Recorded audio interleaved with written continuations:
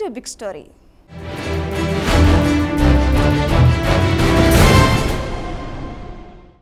ప్రపంచం మొత్తం ఇప్పుడు ఇంటర్నెట్ అనే సాలిగూడులో చిక్కుకునే ఉంది. రకరకాల ఆఫర్లతో సర్వీసు ప్రొవైడర్లు మనల్ని ఊరిస్తూ ఉంటారు. ఉదయం లేచిన దగ్గర నుంచి రాత్రి పడుకునే వరకు మూడంతల పనులన్నీ ఆన్లైన్ ద్వారా చేసుకోవటానికి అలవాటు పడిపోయిన మనం నెలకి ఎంతో కొంత పే చేస్తూ పర్సు ఖాళీ చేసుకుంటున్నాం. కేబుల్ టీవీ, కరెంటు బిల్లు లాగానే మంత్లీ బడ్జెట్లో ఇంటర్నెట్ బిల్లుకు కూడా స్థానం ఇచ్చేసాం.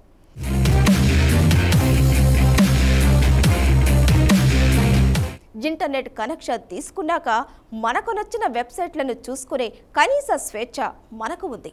కానీ ఇప్పుడు కొత్తగా టెలికాం కంపెనీలు యాప్స్తో మెలాఖత్ అయ్యి వారు నిర్దేశించిన వెబ్సైట్లే మనకు అందుబాటులో ఉంచే కొత్త విధానానికి తెరతీశారు. దీంతో నెటిజన్లు అంతా భగ్గుమంటున్నారు. పెట్టిన డబ్బుకు ఏ సమాచారాన్నైనా ఇంటర్నెట్ ఉపయోగించుకుని పొందే హక్కు తమకు ఉందని వాదిస్తూ ఇంటర్నెట్ న్యూట్రాలిటీ ఉద్యమానికి తెరతీశారు.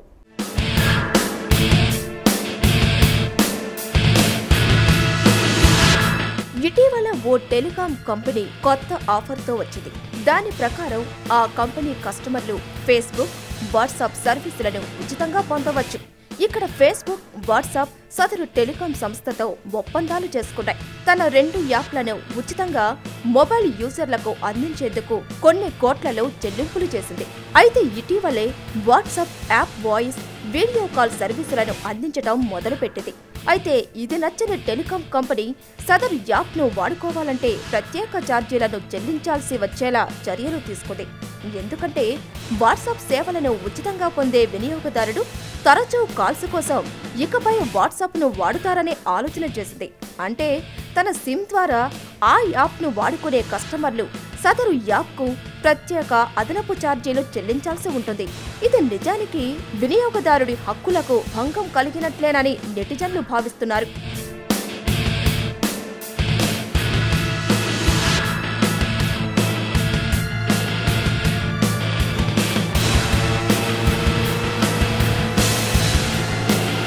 ఒక్కో చోట కొన్ని కంపెనీలు టెలికాం కంపెనీలతో ఒప్పందాలు చేసుకుని తమ సర్వీసును ఉచితంగా లేదా అతి తక్కువ రుసుముకే అందించే ప్రయత్నం చేస్తున్నాయి.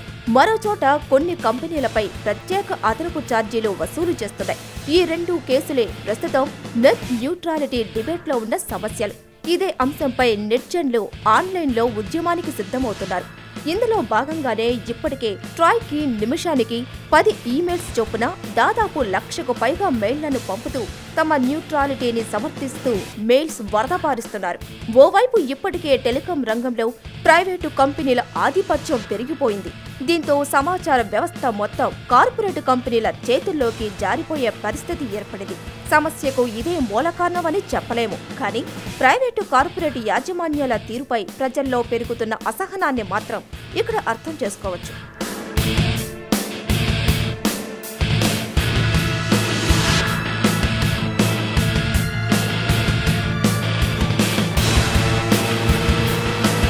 ఎందుకంటే ప్రభుత్వ సరళీకరణ చర్యల ప్రభావం పెరుగుతున్న ప్రైవేటు రంగం వాటా రూపంలో స్పష్టంగా కనిపిస్తుంది.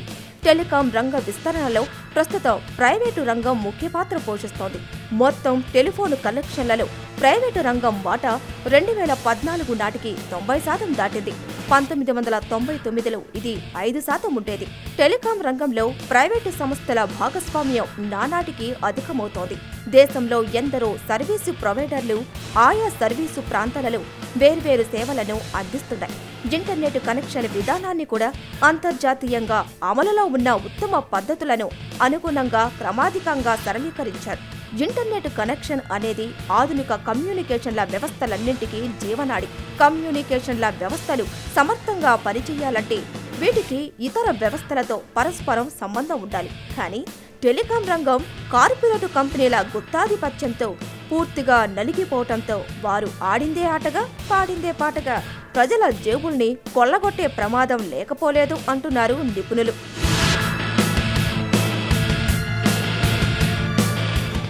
దీని ప్రకారం మనకి different telecom companies already Airtel, Vodafone ఈ 2 పర్టిక్యులర్ కంపెనీస్ వచ్చేటప్పటికి over the top services OTT services అని చెప్పేసి అంటారు. వాటి ప్రకారం కొన్ని సాఫ్ట్‌వేర్స్‌కి కొన్ని సోషల్ నెట్వర్కింగ్ వెబ్‌సైట్స్ వీటన్నిటికి వచ్చేటప్పటికి ప్రయారిటీ ప్రొవైడ్ చేస్తూ అంటే వాటిని ఫ్రీగా కస్టమర్‌కే ఇచ్చే విధంగా ప్రపోజల్స్ తీసుకొచ్చి ఉన్నాయి. ఒక రకంగా చూస్తే గనక కస్టమర్ పాయింట్ ఆఫ్ వ్యూలో ఇది చాలా బెనిఫిషియరీగా అంటే మనం ఎలాంటి ఇంటర్నెట్ ప్యాక్స్ వేసుకోవాల్సిన పని లేకుండా ఈ పర్టిక్యులర్ సర్వీసెస్ మనకు ఫ్రీగా దొరుకుతున్నాయి అని చెప్పేసని సాటిస్ఫాక్షన్ కలుగుతూ ఉన్నప్పటికి గానీ కూడా మనం దీన్ని కీన్‌గా అబ్జర్వ్ చేస్తే గనక దీంట్లో ఉన్న ప్రధానమైన నష్టం వచ్చేటప్పటికి ఈ పర్టిక్యులర్ కంపెనీస్ ఇలాగ ఫ్రీగా ఒక సర్వీస్‌ని ప్రొవైడ్ చేయడానికి సంబంధించి ఫేస్‌బుక్ కావచ్చు, వాట్సాప్ కావచ్చు, లేకపోతే గూగుల్ హ్యాంగౌట్స్ కావచ్చు, ఇలా పెద్ద పెద్ద కంపెనీస్ నుంచి కొంత అమౌంట్‌ని ఎక్స్‌పెక్ట్ చేస్తూ ఉంటాయి. బిగ్ స్టోరీలో షార్ట్ బ్రేక్ తీసుకుందాం.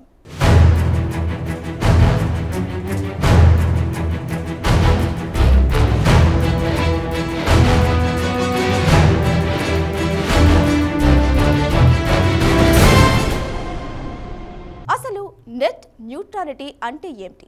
ప్రైవేటు కంపెనీల చేతుల్లో ఇంటర్నెట్ చిక్కుకుందా? మరి కేంద్రం ఎవరి వైపు నిలబడి ఉంది? సమాచార సాంకేతిక యుగంలో మనకు కావలసిన సమాచారం తెలుసుకునే కనీస స్వేచ్ఛ మనకు లేదా అనే సందేహాలు సగటు నెటిజన్లను ఆలోచింపజేస్తున్నాయి. మరి సాంకేతిక అంశాలతో కూడిన ఈ విషయాలను అర్థం చేసుకోవాలంటే లోతుగా విశ్లేషించాల్సిందే. నెట్ న్యూట్రాలిటీ అంటే ఇంటర్నెట్లో కొన్ని బిలియన్ల వెబ్ పేజీలు, ఇతర విలువ ఆధారిత సేవలు యాప్లో అందుబాటులో ఉంటాయి. అయితే ఇంటర్నెట్ సేవలను అందించే సంస్థలు వేటినైతే తమ ఖాతాదారులు ఎక్కువగా వాడుతున్నారో వాటి నుంచి లబ్ధి పొందేందుకు, ఆదాయం పొందేందుకు వివిధ మార్గాలను ఎంచుకుంటున్నారు. ఇలా కాకుండా ఇంటర్నెట్ అంతటిని ఒకే రీతిన చూడాలి. కానీ కొన్ని వెబ్సైట్ కంపెనీలకే ప్రాధాన్యత ఇవ్వటం వల్ల పెద్ద పెద్ద కార్పొరేట్ కంపెనీలకు చెందిన వెబ్సైట్లు లాభపడతాయి.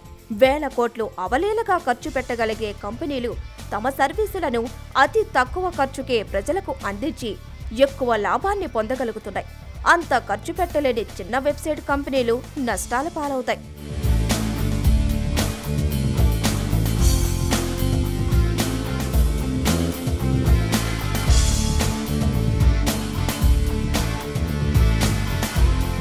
ఒకే సమయంలో ఇటు వినియోగదారుల నుంచి అటు వెబ్సైట్ల నుంచి టెలికాం కంపెనీలకు ఆదాయం వచ్చే విధానం ఇది. ఇందులో లొసుగు ఏంటంటే బాగా ఆదాయం ఉండే గూగుల్, ఫేస్బుక్, ఫ్లిప్కార్ట్ లాంటి సంస్థలు భారీగా డబ్బు పోసి ప్రైవేటు టెలికాం ఆపరేటర్లతో ఒప్పందాలు కుదుర్చుకోగలవు. అలా కుదుర్చుకోలేని చిన్న సంస్థలు పోటీలో వెనకబడిపోతాయి. ఫ్రీ సర్వీసులతో సరిపెట్టుకునేవారు డేటా ప్యాకేజీ కొనుగోలు చేయకపోవడం వల్ల వాటికి నష్టం వాటిల్లుతుంది. అంటే ఆరోగ్యకరమైన పోటీ ఉండదన్నమాట.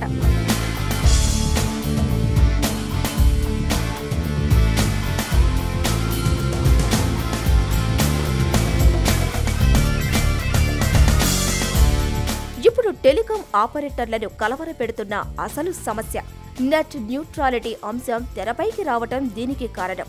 వాట్సాప్, స్కైప్, వైబర్ వంటి వాయిస్ కాలింగ్ సేవలు అందించే మొబైల్ యాప్స్.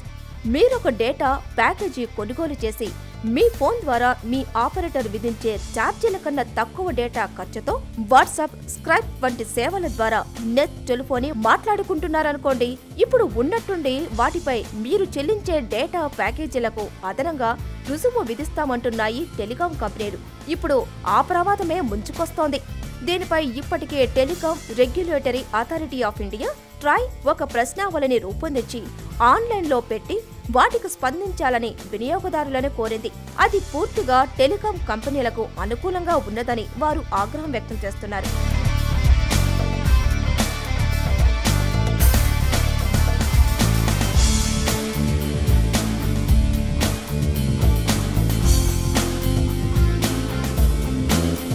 వాట్సాప్, స్కైప్ వంటి కాలింగ్ సర్వీసులు కూడా బ్రాడ్బ్యాండ్ ఆధారంగానే పనిచేస్తున్నప్పుడు బ్రాడ్బ్యాండ్కు చెల్లిస్తున్న సొమ్ముతో పాటు వాటికి అదనంగా ఎందుకు వసూలు చేయాలన్నది వారి ప్రశ్న. ఈ నేపథ్యంలోనే సేవ్ ద ఇంటర్నెట్ పేరుతో ఒక ఆన్లైన్ ఉద్యమానికి తెరతీశారు. నెట్ న్యూట్రాలిటీని పాటించాలని కోరుతూ లక్షలాది నెట్ వినియోగదారులు ట్రాయ్కు ఈమెయిల్స్ పంపుతున్నారు. అలాగే change.org అనే వెబ్సైట్ ద్వారా కూడా తమ పిటిషన్లు పంపుతున్నారు.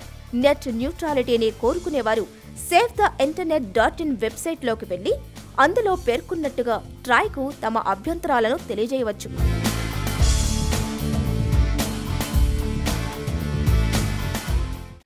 ఈ విధంగా ప్రయారిటైజ్ చేయడం ద్వారా అంటే కొన్ని సర్వీసెస్ని హైయెస్ట్ ప్రయారిటీలోను అలాగే మిగతా వాటిని అమౌంట్ పే చేయని వాటిని బ్యాండ్విడ్త్ అనేది ప్రాపర్గా లేకుండా స్ట్రీమ్లైన్ చేయడం వలన ఆటోమేటిక్గా కస్టమర్ ఎండ్ యూజర్ నష్టపోయే అవకాశం అనేది ఎక్కువగా ఉంటుంది. అంటే ఈరోజు మనం ఒక స్టూడెంట్ వికీపీడియాలోనో లేకపోతే ఇంకొక వెబ్సైట్లోనో వెళ్ళేసి ఒక ఆర్టికల్ చదువుకొని తన నాలెడ్జ్ పెంపొందించుకోవాలని ప్రయత్నిస్తూ ఉంటాడు. సో వికీపీడియా అనేది నాన్ ప్రాఫిట్ ఆర్గనైజేషన్ కావటం వలన ఎయిర్టెల్కో వడాఫోన్కో అమౌంట్ పే చేసేసి తన ప్రయారిటీ లిస్ట్లోకి చేర్చుకోలేదు. అలాంటప్పుడు వికీపీడియా అనేది చాలా స్లోగా ఓపెన్ అవుతుంది.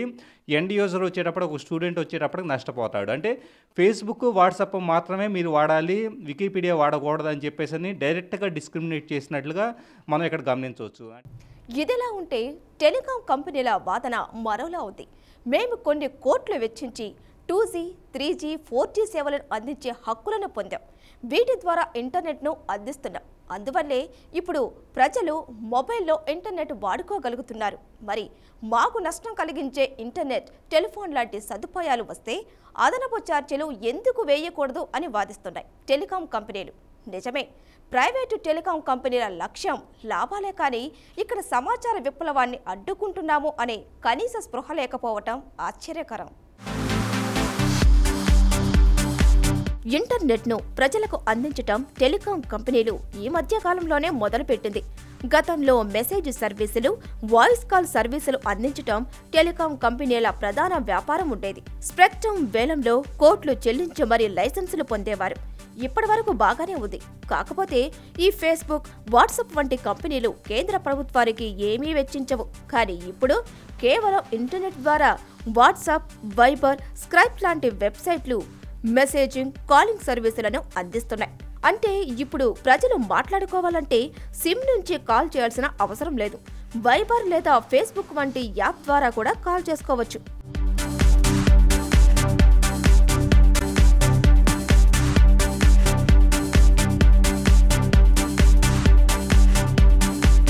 ఇంటర్నెట్ ద్వారా తమ సేవలను ఉపయోగించుకుంటున్న ఫేస్బుక్, వాట్సాప్ వంటి కంపెనీలు టెలికాం కంపెనీల ప్రధాన ఆదాయ వనరుకే గడ్డి కొడుతున్నాయి. కోట్లు వెచ్చించేది టెలికాం కంపెనీలు, వాటి ద్వారా ఆదాయం సంపాదించేది ఫేస్బుక్, వాట్సాప్ వంటి కంపెనీలు. ఇది ఏ విధంగా న్యాయం అనేది కంపెనీల వాదన. వారికొచ్చే ఆదాయంలో కొంత భాగాన్ని తమతో పంచుకోవాలని వారు కోరుతున్నారు. లేని పక్షంలో ఈ సర్వీసుల మీద ట్యాక్స్ను పెంచి ప్రభుత్వం ఇరు వర్గాలకు సమాన వ్యాపార అవకాశాలుండాలని కోరుతున్నారు. ఈ రెండు వాదనల మధ్య నెట్ న్యూట్రాలిటీ డిబేట్ పెద్ద ఎత్తున వాదోపవాదాలకు దారితీసింది. నెట్ న్యూట్రాలిటీ మీద టెలికాం రెగ్యులేటరీ అథారిటీకి పెద్ద ఎత్తున ఫిర్యాదులు కూడా అందుతున్నాయి.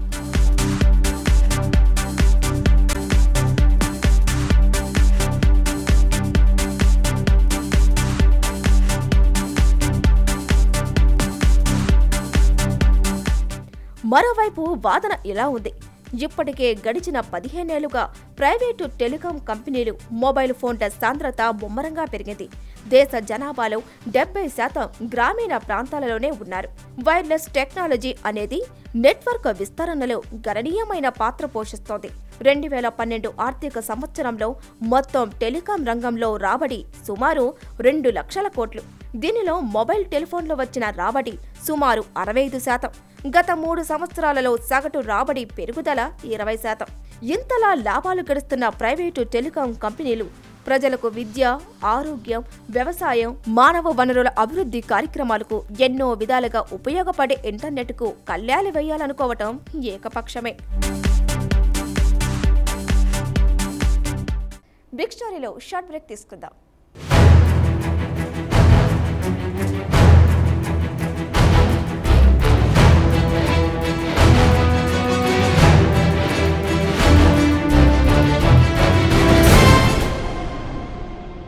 నెట్టింట మొదలైన ఈ విప్లవం ఏ దారికి వెళుతుందోనని అటు కంపెనీలు తలలు పట్టుకుంటున్నాయి.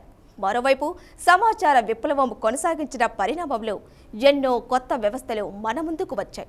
నేడు మనిషి వెబ్ మాయాజాలంపై ఆధారపడి బతుకుతున్నాడు. ఇలాంటి సమయంలో సమాచార వ్యవస్థను మార్కెట్ తన చెప్పు చేతల్లో ఉంచుకోవాలనుకోవటం పెద్ద ఆశ్చర్యమేమీ కాదు. పక్షపాత రహితంగా అందరికీ ఇంటర్నెట్ అందుబాటులో ఉండాలన్న నెట్ న్యూట్రాలిటీ అంశంపై వివాదం రేగిన నేపథ్యంలో కేంద్ర ప్రభుత్వం దీనిపై దృష్టి సారించింది. దీన్ని అధ్యయనం చేసేందుకు నిపుణుల కమిటీని ఏర్పాటు చేసినట్లు టెలికాం మంత్రి రవిశంకర్ ప్రసాద్ వెల్లడించారు. జనవరిలో ఏర్పాటైన ఈ కమిటీ నెట్ న్యూట్రాలిటీ ప్రయోజనాలు, ప్రతికూలతలు, పరిమితులపై మే 2వ వారంలోగా నివేదికను సమర్పించగలదని తెలిపారు. ఆ తర్వాత ప్రభుత్వం తగు నిర్ణయం తీసుకోగలదని చెప్పారు. ఇంటర్నెట్ అనేది అత్యద్భుత ఆవిష్కరణల్లో ఒకటని, అది ఏ ఒక్క దేశానికో సమాజానికో పరిమితం కాకూడదని ఆయన అభిప్రాయపడ్డారు. ఇది అట్టడుగు వర్గాల వారికి కూడా ఇంటర్నెట్ అందుబాటులోకి రావాలని పేర్కొన్నారు. మరోవైపు కొన్ని యాప్స్ను ఉచితంగా వినియోగించుకునేలా ఎయిర్టెల్, రిలయన్స్ కమ్యూనికేషన్స్, యూనినార్ తదితర టెలికాం ఆపరేటర్లు అందిస్తున్న స్కీమ్లపై గుత్తాధిపత్య ధోరణులను నియంత్రించే కాంపిటీషన్ కమిషన్ ఆఫ్ ఇండియా విచారణ జరిపే అవకాశాలు ఉన్నట్లు తెలుస్తోంది.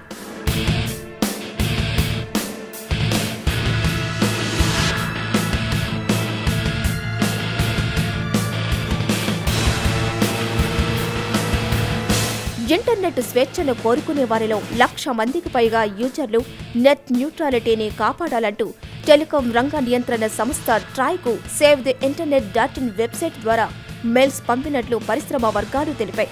ఢిల్లీ ముఖ్యమంత్రి అరవింద్ కేజ్రీవాల్ సైతం ట్విట్టర్ ద్వారా నెట్ న్యూట్రాలిటీకి తన మద్దతు తెలిపారు.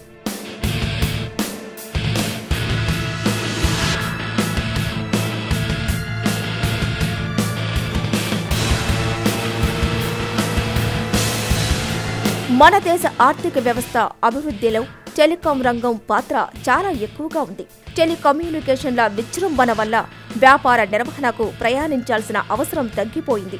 భారత ఆర్థిక వ్యవస్థ అభివృద్ధిలో టెలికాం రంగం పాత్ర చాలా ఎక్కువగా ఉంది. టెలికాం రంగం పాత్ర భూసాంద్రత 1% పెరిగినప్పుడల్లా మొత్తం స్థూల దేశీయోత్పత్తి 3% పెరుగుతోందని అధ్యయనాలు తెలియజేస్తున్నాయి. మరి ఇంతటి ప్రాధాన్యత ఉన్న ఈ రంగాన్ని ప్రైవేటు పరం కాకుండా ప్రజల అందుబాటులో ఉండేలా ప్రభుత్వమే నిర్వహించాల్సిన అవసరం ఉంది. అప్పుడే అట్టడుగు స్థాయి వరకు నిష్పక్షపాతంగా టెలికాం సేవలు అందుతాయి. మనకే ఫేస్బుక్ లాంటి కంపెనీస్, వాట్సాప్ కావచ్చు, వాళ్ళ యాడ్స్ కోసం కావచ్చు, లేకపోతే ఒక యూజర్ మొబైల్లో ఒక స్పేస్ కోసం కావచ్చు, వాళ్ళ పాపులారిటీ కోసం కావచ్చు, అమౌంట్స్ పే చేసేసి వాళ్ళు సర్వైవ్ కాగలుగుతారు. అదే చిన్న చిన్న ఆర్గనైజేషన్స్, చిన్న చిన్న కంపెనీస్ ఈరోజు దాదాపు ఒక కార్పొరేట్ కంపెనీస్ దగ్గర నుంచి ఒక చిన్న స్థాయి ఒక ఊళ్ళో క్రియేట్ చేసుకున్న కంపెనీ కూడా ఒక వెబ్సైట్ లాంటివి మెయింటైన్ చేస్తూ ఉన్నాయి. సో ఇలాంటి వెబ్సైట్స్ ఇలాంటివి కూడా మనకే స్లోగా ఓపెన్ అవుతున్నాయి అంటే కనుక వాటిని యాక్సెస్ చేయాలంటే మనం సపరేట్ ప్యాకులు వేసుకోవాల్సి వచ్చేలాగా, అంటే ఈరోజు మనం చూస్తే కనుక డిటిహెచ్ సర్వీసెస్ చూస్తున్నాం, స్పోర్ట్స్ ప్యాక్ అని చెప్పేసి. క్రికెట్ వస్తుంటే కనుక మనం స్పోర్ట్స్ ప్యాక్ వేసుకుంటే తప్ప మనకి స్టార్ స్పోర్ట్స్ ఇంకో రకరకాల మనకి ఛానల్స్ రావు. అలాంటిది ప్రతి దానికి సదర్న్ ప్యాక్ అని చెప్పేసి అని southern channels, south India channels కావాలంటే కనుక ఇలా ప్రతి దానికి మన ప్యాకులు వేసుకొని వాటిని అవి స్పీడ్గా యాక్సెస్ అయ్యే విధంగా పే చేయాల్సి రావడం అనేది ఖచ్చితంగా ఒక ఇంటర్నెట్ యూజర్కి నష్టం కింద మనం కన్సిడర్ చేయాల్సి ఉంటుంది.